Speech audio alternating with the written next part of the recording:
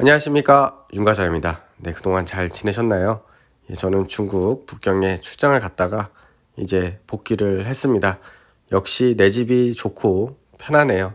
네, 하지만 주식시장을 돌아보니까 안타깝게도 코스피 지수가 3,953포인트로 제가 월요일 종가 4,220포인트를 확인을 했었는데 그 사이에 한 170포인트가 하락을 해서 좀 아쉽긴 합니다.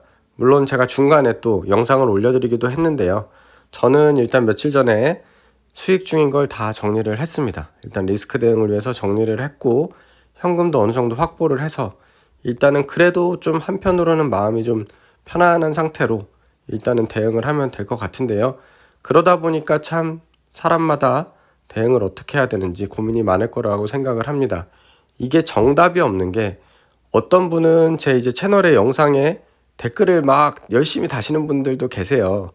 사람마다 근데 완전히 똑같은 제 영상을 보고도 똑같은 제 상황을 보고도 어떤 분은 왜 파냐 이런 얘기를 하시는 분도 계시고 어떤 분은 왜 안 파냐 이런 분도 계세요. 근데 두 분 다 확신이 넘친단 말이죠. 팔면 안 된다. 어떤 분은 팔아야 된다. 참 재밌죠. 똑같은 상황에도 사람마다 생각이 다르기 때문에 주식시장이 또 거래가 되는 거고 또 가격이 결정되는 것 같습니다. 그래서 어떻게 해야 되냐면 결국에는 본인이 중심을 갖고 판단을 할 수밖에 없습니다. 그렇게 해야 후회가 없고 자기 스타일대로 밀고 나갈 수가 있습니다. 이제 제 영상을 보면서도 윤 과장은 저렇게 하는구나. 하지만 나는 예를 들어서 현금 비중이 너무 많다.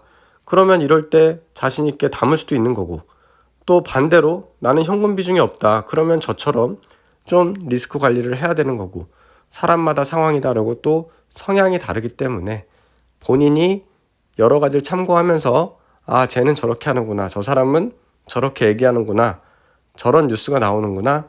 나는 이렇게 해야지라고 중심을 갖고 해야 됩니다. 그 말씀을 꼭 드리고 싶었고요. 오늘 보시면은 제 관심 종목 대부분 제가 한때 보유했던 하이닉스, 삼전, LS 같은 경우는 8% 이렇게 하락을 했어요. 삼성 SDI는 5% 빠지고 이렇게 크게 하락을 하거든요. 그러니까 이게 내가 팔고 더 빠져서 잘 팔았지 이런 얘기를 하는 게 아니라 이런 상황에 대비하기 위해서 팔았다 이런 얘기를 드리는 겁니다. 어떤 분은 팔았던 날에 왜 파냐, 더 오를 건데 왜 팔았냐 막 이런 분도 계세요. 물론 장기적으로는 내년까지 붙잡고 있으면 이게 더 오를 수도 있죠. 그런데 현금 비중이 부족하고 또 이미 수익을 달성한 사람 입장에서는 수익을 챙기는 게 더 중요하거든요.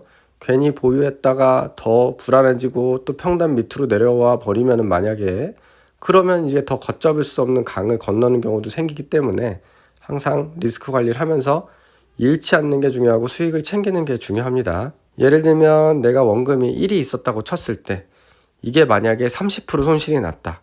그러니까 여기 0.7을 곱하면은 0.7이 되겠죠. 근데 여기서 다시 내가 수익으로 30%를 다시 냈다. 그래서 1.3을 곱해버리면은 0.91. 그러니까 아직도 한 마이너스 9%. 그러니까 30%를 잃었다가 다시 30%를 벌어봤자 본전이 되기가 어렵습니다. 40% 이상 수익을 내야 본전이 올 수 있다는 점. 그런데 내가 만약에 1이 있는데 여기에 한 10% 수익을 냈다. 그럼 1.1이 되는 거고 또 거기에 20%를 또 수익이 냈다. 그럼 1.3이 되는 거고 계속 복리로 이제 불어나는 거기 때문에 어쨌든 잃지 않는 게 중요하다. 더 조금씩 벌더라도 잃지 않고 계속 원금을 늘리는 게 중요하다는 말씀을 드립니다. 그래서 오늘 제 보유 종목 보시면 대부분 좀 하락을 했고요. DLENC 우 정도가 상승을 해줘서 이제 DLENC 우는 평단 근처로 조금씩 다가가고 있습니다. 여기 평단 표시가 되는데 23,503원에 제 평단이 와 있고요. 지금 종가는 21,650원까지 와 있는 상황입니다. 그리고 이럴 때 이제 하이트진로나 SK텔레콤 같은 거 있으면은 또 하락폭이 적어지기 때문에 이런 것들은 조금 그래도 배당주 성격으로 잘 버텨주기 때문에 안심이 되고요. NH투자증권도 어쨌든 배당을 많이 주고 이것도 빠지면 더 살 생각으로 조금 샀기 때문에 크게 걱정은 안 되고요. 나머지는 이런 상황에 와 있습니다. 롯데케미칼 오늘 3% 빠졌는데요.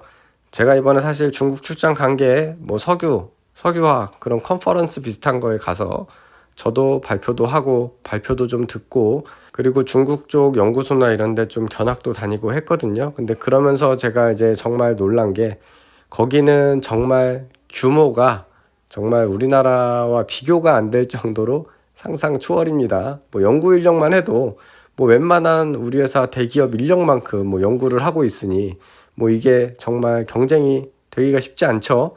거기 무슨 석유대학교라고 해서 대학교가 어마무시하게 크더라고요. 우리나라 종합대학보다 더 큰 규모로 석유대학교가 있고 거기서 계속해서 매년 뭐 이제 졸업생들이 배출이 되고 그런 상황 속에서 경쟁을 하려면 우리나라가 정말 일당백이 돼야겠다.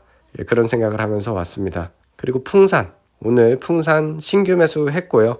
풍산 같은 경우는 또 구리값 상승 수혜주이기도 하고 최근에 이제 구리값이 완만한 상승세를 보여주고 있거든요. 이 구리 가격이 추세적인 이 상승세가 계속 이제 이어진다고 하면은 이제 금, 은 다음에 구리다. 이런 얘기도 하니까 한번 좀 수혜를 보지 않을까 좀 기대도 해보고 또 풍산이 뭐 방산주로 분류되기도 하고 또 배당도 어느 정도 약간 주고요. 그런 여러 가지 종합적으로 살짝 담아봤습니다. 그리고 뭐 코스닥 종목 오늘 여전히 또 하락을 했고요. 그리고 전 종목 이철 챌린지 두 종목 오랜만에 빨간불 떴네요. 콘중 같은 경우는 어제 이제 공유 드렸듯이 흑자를 냈습니다. 그래서 오늘 사실 장중에는 8% 급등하기도 했는데요. 아쉽게도 오늘 시장 상황이 좋지 못하다 보니 상승폭을 대부분 반납하고 1% 플러스로 마감을 했습니다. 그럼에도 불구하고 어쨌든 콘중이 영업이익뿐 아니고 순이익으로도 흑자를 냈다는 게 이제 의미가 있다고 생각을 하고요.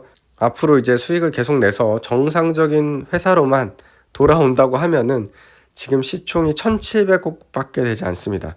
3분기 때 지금 100억을 넘게 이미 영업이익을 냈기 때문에 정상적으로 뭐 분기당 100억 정도만 영업이익 내는 회사가 된다면은 지금 시총은 뭐 충분히 한 2배 이상 오를 수도 있는 상황이기 때문에 좀 기대를 해보면서 정상화되기를 기원을 해보겠습니다. 그래서 제 계좌 보면요, 코스피 종목 수가 많이 줄었고 수익을 실현했기 때문에 이제 총손익은 좀 크게 나오긴 하는데요. 그래도 SK, NH 안정적으로 빨간불 떠 있고요. 풍산은 오늘 매수를 했고 DLNCU 조금씩 회복 중이라 이제 희망이 있는 상황이고요. 잘 기다려서 익절할 수 있도록 하겠습니다. 다음으로 코스닥은 뭐 비슷한 상황 속에 와 있고 익절 챌린지도 아직은 뭐 비슷한 상황이네요. 그래서 아직은 갈 길이 멀고 아무튼 오늘 또 조정을 받아가지고 더 우울하기도 한데요. 아무튼 다음 주 계속해서 잘 대응해서 어쨌든 장기적으로 수익을 누적하는 그런 계좌가 되시기를 기원하겠습니다. 즐거운 주말 보내시기 바라겠습니다. 감사합니다.